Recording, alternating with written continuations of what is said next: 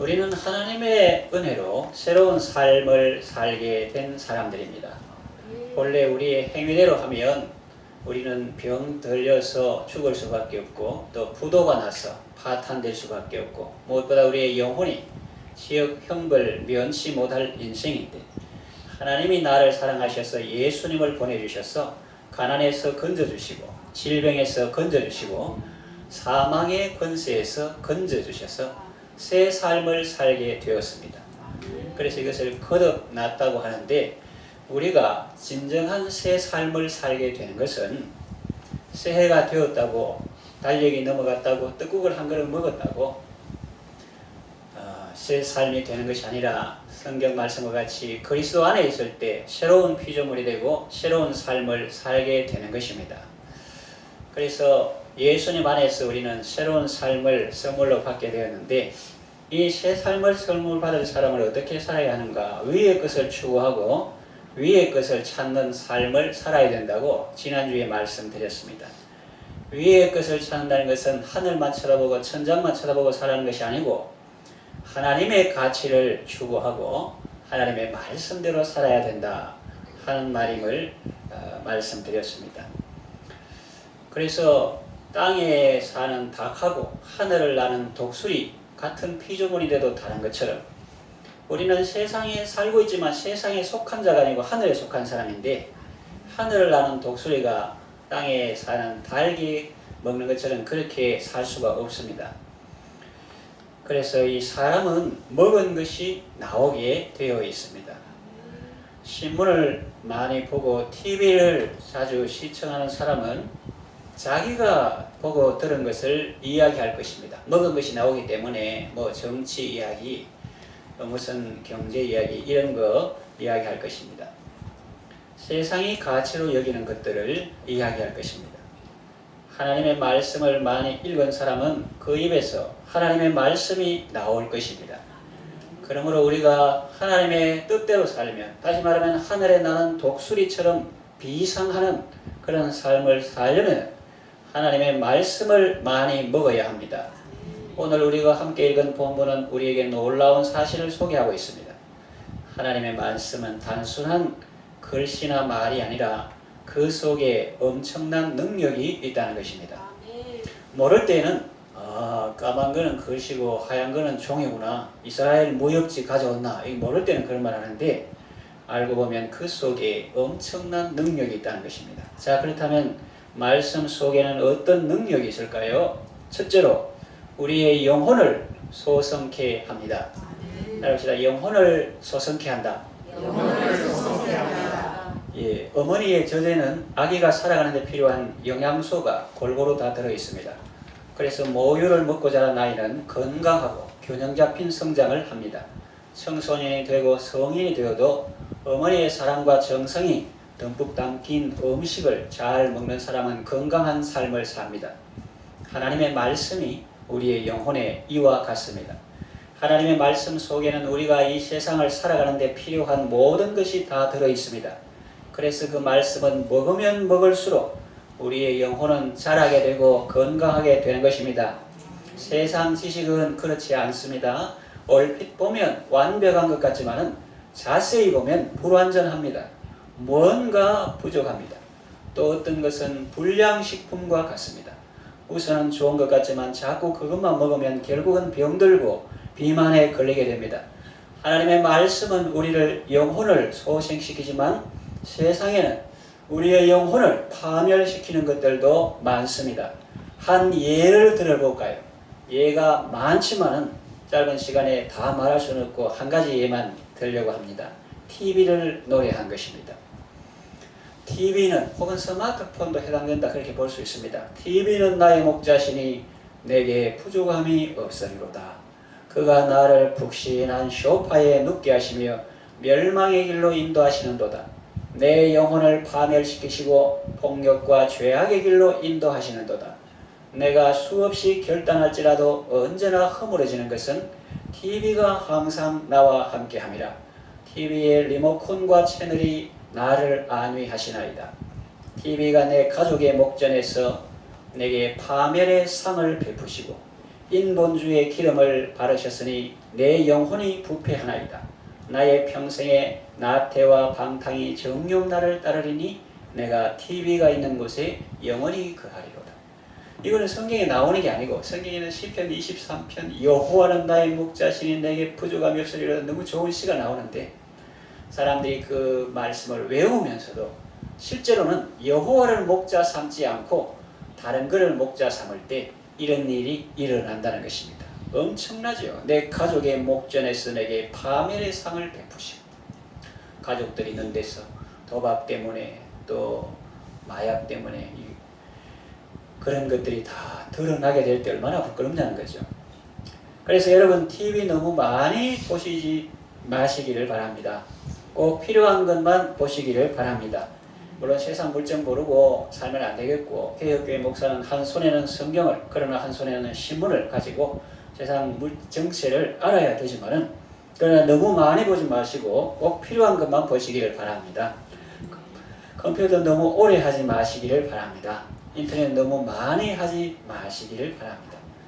이거는 사람을 가두어 키우려는 게 아니라 건강에도 좋은 것입니다. 이 디지털 시대에 아날로그 직접 걷는 거, 자기 생각하는 거, 일방적으로 주어진 생각만은 주입되는 것만 받아들이는 게 아니라 자기 생각을 하고 자기 글을 쓰는 것이 건강에 좋습니다. 직접 걷는 것도 건강에 좋고. 그래서 스마트폰도 너무 어떤 사람 여기서 내려다보면 싫어 뭐가 그래 바쁜지 저기 횡단보도 건널 때도 요래 하면서 막 건너는데 위험합니다. 너무 많이 하지 마시기를 바랍니다. 적당히 하시기를 바랍니다. 필요한 것만 하시기를 바랍니다. 그런데 아무리 많이 해도 전혀 부작용이 없는 것이 있습니다. 성경 읽기, 쓰기, 성경 암송하기 등입니다. 이것은 많이 하면 할수록 더 좋고 오래 하면 할수록 더 좋습니다. 하나님의 말씀을 먹을 때 우리의 영혼은 건강하고 튼튼하고 균형 잡힌 성장을 하게 됩니다.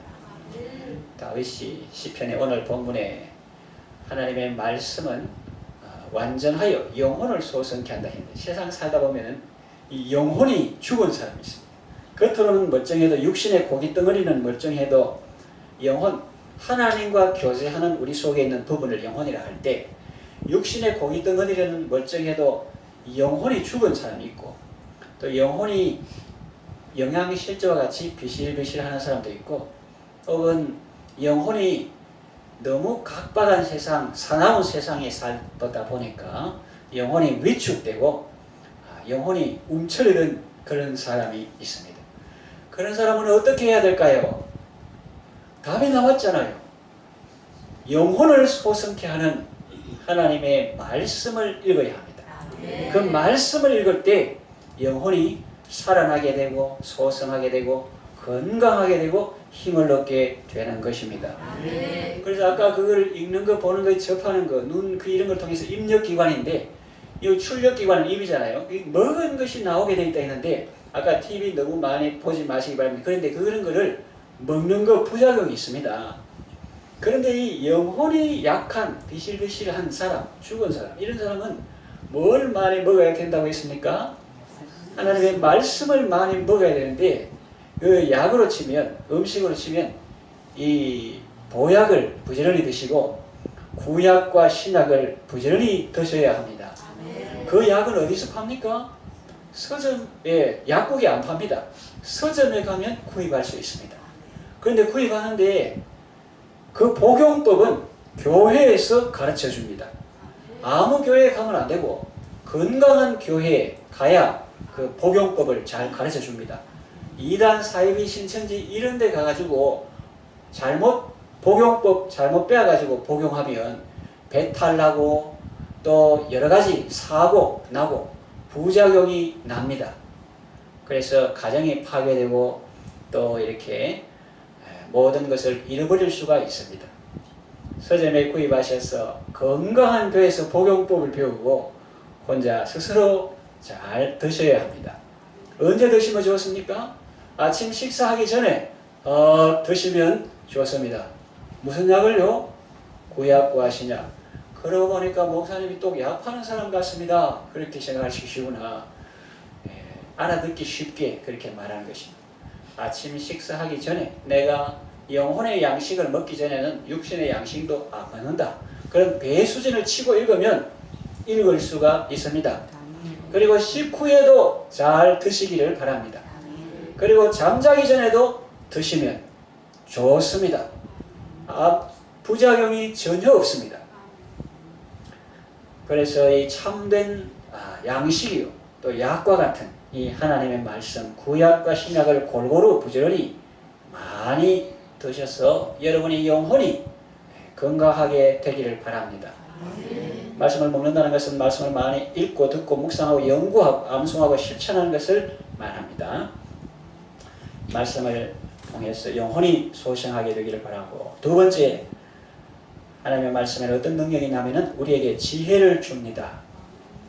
하나님의 말씀은 너무나 확실하기 때문에 그 말씀을 보는 사람마다 지혜를 얻습니다.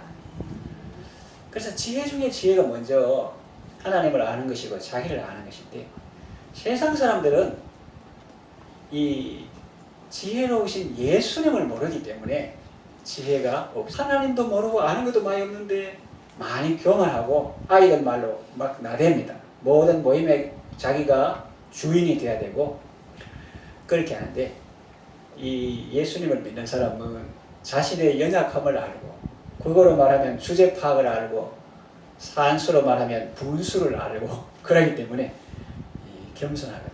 그것이 어쩌면 지혜 중에 첫 번째 지혜인지도 모릅니다. 아이같이 어린이 나를 인도하소서, 어디 가야 좋을지 나를 가르치소서, 이렇게 찬송에 나오듯이 나는 얼라합니다. 아이같이 어린이 내 손을 잡고 가소서. 어디 가야 좋을지, 여기 좋을지 저기 좋을지 나는 모릅니다. 주님 인도하여 주소서. 이게 지혜 아닙니까? 예. 그런데 이 세상 지식은 그렇지 않습니다. 많이 배우기는 배우는데 삶에 직접 적용하기는 어렵습니다. 문제를 해결하는데 직접적인 도움이 안 되는 경우가 많습니다. 경제학을 배웠다고 모든 경제 정책에서 반드시 성공하는 것은 아닙니다. 확률 51%라고 하니 우습죠. 그만큼 장담하기는 어렵다는 말 아닙니까? 확률 99, 100 이런 거 없고 51% 그러니까 될 수도 있고 안 될 수도 있다. 선무당이 사람 잡는다는 말도 있습니다. 섣부른 지식이 오히려 상황을 더 어렵게 만들 수 있다는 말입니다. 고등바보라는 말이 있죠. 지식은 많은데 삶의 지혜가 없습니다. 독은 독인데 밑 빠진 독과 같습니다. 아무것도 담을 수가 없습니다. 왜? 시작과 끝을 모르니 결론이 분명하지 않습니다. 인생이 어디서 왔다가 어디로 가는지 모르니까. 그러나 하나님의 말씀은 확실합니다. 미국의 유명한 부흥사 무디는 초등학교도 졸업하지 못한 사람입니다. 그러나 그분은 하나님의 지혜로 세상을 가르치고 많은 영혼들을 주께로 인도했습니다. 우리나라는 서울대학교인데 스카이 이렇게 하는데, 근데 영국에서는 옥스버리지 하죠. 옥스버리드 캠브리지 그거 하는데, 그 강당에 가서 막 전도하니까 영국 학생들이 발음 문법 틀려있다고 무시간 발음이라고 막 시비를 걸고 그렇게 합니다. 그 강연 설교 마치고 이제 그 교무실에 있을 때. 그래서 그 학생 대표로 온 사람에게 무디가 말했습니다. 저의 잘못을, 발음을, 이 귀족의 영국 영어 안 쓰고 이 촌스러운 발음을 내가 상당히 죄송합니다. 그런데 오늘 저의 부족한 부분을 지적해 주셔서 감사합니다. 그런데 질문 하나 드릴 거 있습니다. 학생은 그 유창한 그 실력으로 지금까지 얼마나 많은 사람을 주님께로 인도했습니까? 저는 부족하지만 하나님의 은혜로 많은 사람들을 주님께로 인도했습니다. 그렇게 하니까 이 학생이 할 말이 없는 거예요. 자, 무디의 성경책에는 그 날가 있는데 손때가 묻어가지고 중요 구절마다 밑줄이 쳐져 있고 TP라는 문자가 쓰여 있다고 합니다. TP는 영어로 tried and proved의 준말, 즉 tried, 실험해봤고 proved, 증명되었다 하는 그런 뜻입니다. 예를 들어서 성경에 주 앞에서 낮추라, 그리하면 주께서 너희를 높이시리라 했느니 삶 속에서 정말 낮추었더니 하나님께서 그를 높여주시는 것을 경험했고, 또 구하라 그러면 주실 것이다. 환난 날에 나를 부르라, 내가 너를 건지리니 네가 나를 영화롭게 하리로다, 이런 말씀이 많이 있는데, 환난 날에 주님을 불렀더니 주님이 건져주시고 그 결과로 하나님이 영화롭게 된 그런 것을 실험을 해봤다, 실천해봤다. 그래서 요구절은 T, P 밑에 밑줄 거 가지고 그런 것들이 너무 많았다는 거예요. tried and proved. 실험되고 증명되었다 하는 거죠. 정말 하나님의 말씀은 확실하게 우둔한 자도 지혜롭게 하는 것입니다. 우리가 잘 아는 다윗도 그런 사람 중에 한 사람이죠. 그는 어린 시절부터 들판에서 살았고 가족들에게도 무시를 당했습니다. 세상 지식 배울 기회가 있었겠습니까? 그러나 그는 하나님의 말씀을 늘 읽고 묵상함으로 놀라운 지혜를 얻었습니다. 그는 삶 속에서 이것을 체험하고 시편에서 이렇게 노래합니다. 하나님의 말씀을 노래하는 유명한 시편 119편 시편 읽을 때 진도 잘 나가는데 그 장은 많이 길어가지고 잘 안 나가는 장. 그러나 하나님의 말씀 또 히브리어 보면 더 그 유명한 히브리어 영어는 알파벳 가는데 히브리는 알레베트 기메 달레 이렇게 나가는데 그 자음 하나하나로 가지고 시를 만들어 놓은 그 시편인데 그 시편 119편 말씀 노래하는 장에서 이렇게 노래합니다. 주의 말씀이 나를 내 원수보다 더 지혜롭게 하고 노인보다, 노인은 누굽니까? 세상 경험 많은 분이죠. 노인보다 나를 더 지혜롭게 하셨습니다. 그렇게 하나님의 말씀을 노래하고 있습니다. 그는 하나님의 말씀을 주야로 묵상함으로 시냇가에 심은 나무와 같이 많은 열매를 맺고 잎사귀가 마르지 아니하고 모든 하는 일이 형통한 복을 받았습니다. 전쟁할 때도 역전에 용사하고 수많은 전투와 전투 속에 익혀진 기술이고 용맹이고 용병술이고 하지만은 그러나 전쟁할 때도 하나님께 물어받은 말씀으로 지혜롭게 행함으로 가는 곳마다 승리를 거두었습니다. 말씀 묵상하는 사람은 기도도 잘하죠. 하나님께서 지혜를 주시기 때문에 같은 말이라도 얼마든지 다양하고 아름답게 표현하고 짧은 시간이라도 모든 내용을 빠짐없이 알아야 합니다. 개인기도 시간은 집에서 많이 하지만 대표기도 시간은 여러 사람 같이 하기 때문에 3분 내로 또 적을 수 이렇게 하는데 그 시간이 짧지만 평소에 기도하기 때문에 또 말씀 묵상하기 때문에 하나님께서 지혜를 주셔서 예배를 위해서 모든 성도의 삶을 아우르고 하나님의 은혜를 구하는 그런 기도를 성령의 인도하심을 따라서 하게 되는 것입니다. 관역을 명중하는 화살과 같이 하나님의 마음에 맞는 기도를 드림으로 많은 은혜와 복을 체험합니다. 여러분들도 언제나 말씀 묵상을 통해서 하나님의 지혜를 얻으시고 복된 삶을 누리시기 바랍니다. 그 다음에 세 번째 말씀 속에 어떤 능력이나 우리의 마음을 기쁘게 합니다. 8절 초반에 보면은 여호와의 교훈은 정직하여 마음을 기쁘게 하고 그렇습니다. 여러분 아침에 신문을 보면 기분이 좋습니까? 안 좋습니까? 좋습니다.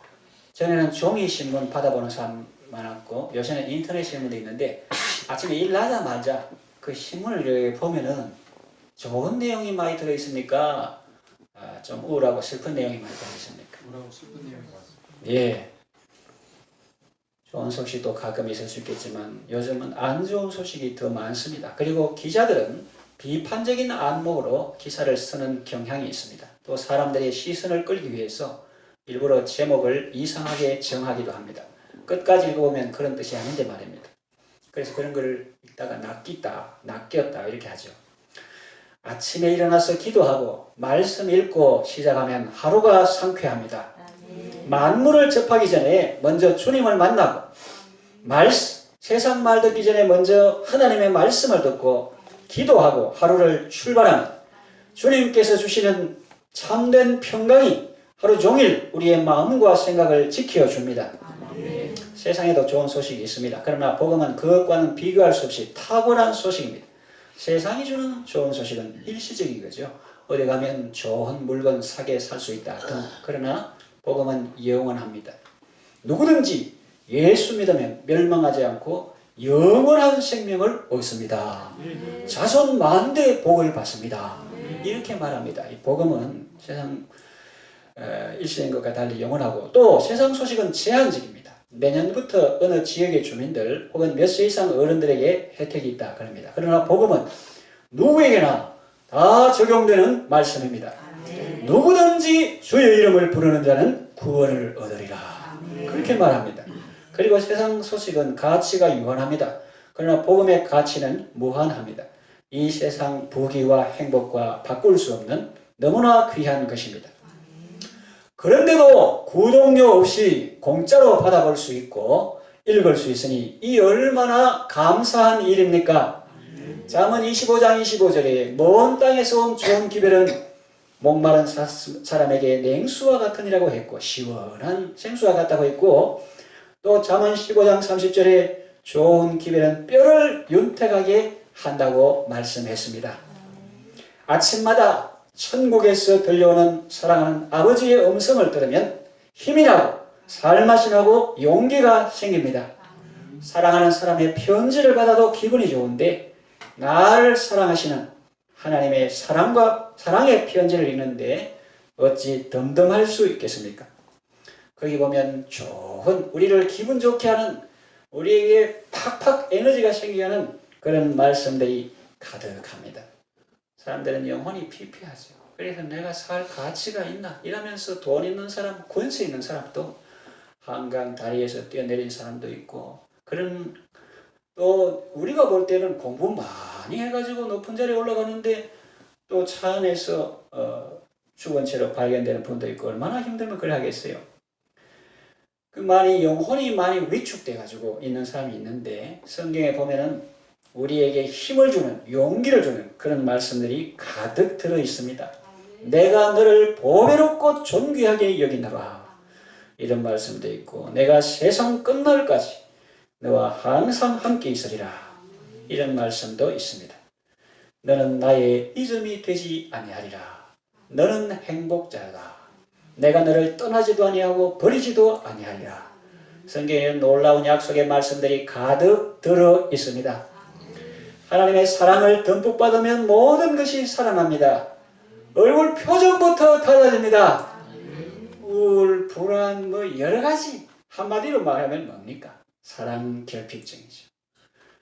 하나님의 사랑을 받을 때 모든 것이 살아납니다. 요즘 사람들은 억지로라도 웃으려 합니다. 웃으면 건강에 좋다는 말을 듣고 그런 강사도 많이 나오고 웃음 치료사도 많이 나오고 옛날에 황수관 박사를 비롯해서 여러 가지 웃음으로 사람을 즐겁게 하는 그런 사람들이 많이 있습니다. 그래서 억지로라도 웃으려고 최선을 다합니다. 요일별로 웃는 방법까지 나올 정도죠. 여러분 아시죠? 한번 해볼까요? 요일별로 웃는 그런 것까지 막 나옵니다. 월요일은 원래 웃고 화요일은 화사하게 웃고 수요일은 수수하게 웃고 목요일은 힘드니까 많이 웃었으니까 힘들지만 목숨 걸고 웃어야 사니까 목숨 걸고 웃고 금요일은 금방 웃고 또 웃고 토요일은 토실토실하게 웃고 우리는 주일 가지만 안 믿는 사람은 일요일 가잖아요. 그래서 그 용어 알아야 소통이 되니까 일요일은 일나자마자 웃고 그렇게 할 정도로 사람들이 웃으라고 이렇게 하는데 여러분 이 억지로 웃는 것도 몸에 좋다고 하면 이 억지로 웃는 것이 아니라 속에서 우러나오는 웃음은 얼마나 더 좋겠습니까? 여러분 모든 말씀을 통해서 복음 안에서 크게 웃으시고 많이 웃으시고 오래 웃으시고 영원히 웃으시는 복된 성도 다 되시길 바랍니다. 네 번째 하나님 말씀 속에는 어떤 능력이 있는가? 우리의 눈을 밝게 합니다. 8절 하반절에 보면 여호와의 계명은 순결하여 눈을 밝게 하시도다 그랬습니다. 여러분 TV를 많이 보거나 컴퓨터 게임을 너무 오래 하거나 또 스마트폰을 이동하는 차 안에서 너무 자세히 들여다보면 육신의 눈도 나빠지고 또 영혼의 눈도 어두워질 수 있습니다. 우리가 무엇을 주로 보고 사느냐에 따라서 우리의 인생이 달라집니다. 예수님이 눈의 중요성에 대해 말씀하셨죠. 눈이 밝으면 온 몸이 밝을 것이다. 눈이 어두우면 온 몸이 어두울 것이다. 눈의 몸은 몸의 등불이라고 했습니다. 여기서 눈은 육신의 눈이라기보다는 마음의 눈이죠. 그렇습니다. 사람은 무엇을 보는가에 따라서 그의 인생이 달라집니다. 따라합시다. 지금 보는 것이 너희의 미래를 결정한다. 그게 먹은 것이 나오게 되기 때문에 우리 입력기관, 눈하고 귀, 무엇을 먹고 무엇을 듣는가, 무엇을 보는가 이런 것이 입으로 나오고 삶으로 행동으로 나오게 되는 것입니다. 지금 무엇을 보는가? 무엇을 보고 계십니까? 성경 말씀을 보고 기도할 때 주의 얼굴을 보고 좋은 것을 많이 보시고 여러분, 보는 것만큼 이룰 수가 있습니다. 공부 잘하는 학생은 여러분 경험해 보셨는가 모르겠는데, 공부 잘하는 학생은 책을 읽다 보면 문제가 보인다고 합니다. 우리 선생님이 이번에는 요걸 내시겠다. 또 책 읽다 보면 답이 보인다고 합니다. 또 사업 잘하는 사람은 미래에 돈의 흐름이 보인다고 합니다. 신앙생활도 그렇습니다. 우리는 무엇을 보는가는 우리 인생에 있어서 아주 중요합니다. 사람들은 보는 것을 따라가게 되어 있습니다. 보는 것을 비전이라고 합니다. 비전이 있는 사람은 그 비전을 이룰 수 있지만 비전이 없는 사람은 아무것도 이룰 수가 없습니다. 주님의 영광을 보는 것만큼 주님을 닮아갈 수 있습니다. 보지도 못하는데 닮아간다는 것은 있을 수가 없는 일입니다. 그러면 우리가 어떻게 주님을 볼 수 있습니까? 하나님은 어떻게 자기를 나타내십니까? 말씀을 통해서입니다. 사무엘상 3장 21절에 여호와께서 실로에서 다시 나타나시되 여호와께서 실로에서 여호와의 말씀으로 사무엘에게 자기를 나타내시니라 그랬습니다. 오늘도 하나님은 말씀을 통해서 자신을 나타내십니다. 그래서 우리는 말씀을 통해서 하나님을 만날 수 있습니다. 예수님도 말씀하셨죠. 마태복음 산상복음에 마음이 청결한 자, 깨끗한 자는 복이 있나니 저희가 하나님을 볼 것이며 그랬습니다. 마음의 눈이 밝으면 하나님을 볼 수 있고 천국의 영광을 볼 수 있고 우리를 호위하는 천군 천사도 볼 수가 있습니다. 구약에 실제 있었던 예를 들면 엘리사의 사화는 보는 눈이었기 때문에 적군 앞에 두려워 떨었습니다. 밤새 자고 일어나보니까 적군이 막 아람 군사들이 빽빽하게 병과 말과 장관들 군사들이 자기를 죽이려고 포위해 있는 그것만 보니까 두려워 벌벌 떨었죠. 그러나 엘리사는 보는 눈이 있었기 때문에 담대했습니다. 그리고 오히려 기도했죠. 하나님, 이 아이의 눈을 열어서 보게 해 주세요 하니까 그 육신의 눈 맞던데 눈을 열어서 이제 영의 눈이 열리니까 이 주변에 있는 적군보다 우리를 보호하고 있는 하나님의 천군 천사들의 수가 더 많구나, 이런 것을 보게 되었죠. 여러분들은 언제나 말씀을 묵상함으로 모든 것을 밝히 보고 바르게 보고 정로로 걸어가는 복된 성도 다 되시기를 바랍니다. 이제 말씀을 정리하며 마치겠습니다. 복 있는 사람은 누구냐? 이 말씀을 귀히 여기는 사람입니다. 하나님의 말씀은 단순한 말이 아니라 하나님의 생명이며 하나님의 능력입니다. 말씀을 통해서 하나님의 큰 은혜와 복을 받으시고 범사에 하나님의 능력으로 승리하는 여러분 다 되시기를 바랍니다. 아멘.